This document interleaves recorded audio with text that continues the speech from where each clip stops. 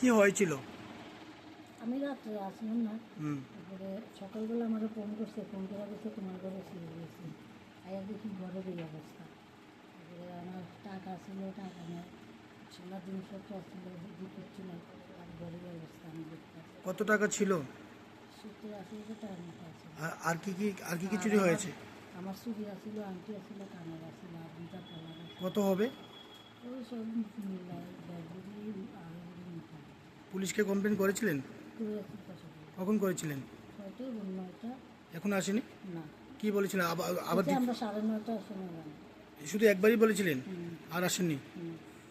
আশেপাশে কেউ টের পায়নি যখন আপনাদের বাড়িতে এই ঘটনাটা হচ্ছিল? তারা তো বললো তারা কোনো আর শব্দ পাইছে না, কিছু বলতে পারে না। কোন জায়গায় এটা? এটা মিলন তো করছে মলে 1 নম্বর। আপনার নাম? আমার নাম গীতা গুপ্ত।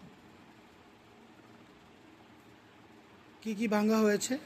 এই তো সুযোগ ভাঙা হয়েছে, প্রথমে একটা গেটে তালা পড়ছে, তারপরে দ্বিতীয় গেট করছে, ঘরের দরজা ভাঙা হয়েছে, ওই ঘরের তালা চাবি দিয়ে তালা করছে। আর ওই ঘরের গডরেজটা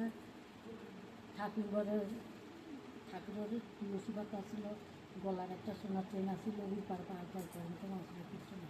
তো পুলিশ আসেনি, তো আপনারা এলাকার কাউন্সিলরকে জানাননি ঘটনাটা? না, কাউন্সিলে জানাইছে না, পুলিশে জানাইছে। এখনো তো পুলিশ আসেনি, তো এটার জন্য তো আপনাদের দরকার এখন কাউন্সিলরকে জানানো নাকি? জানাইছে না। ঠিক আছে।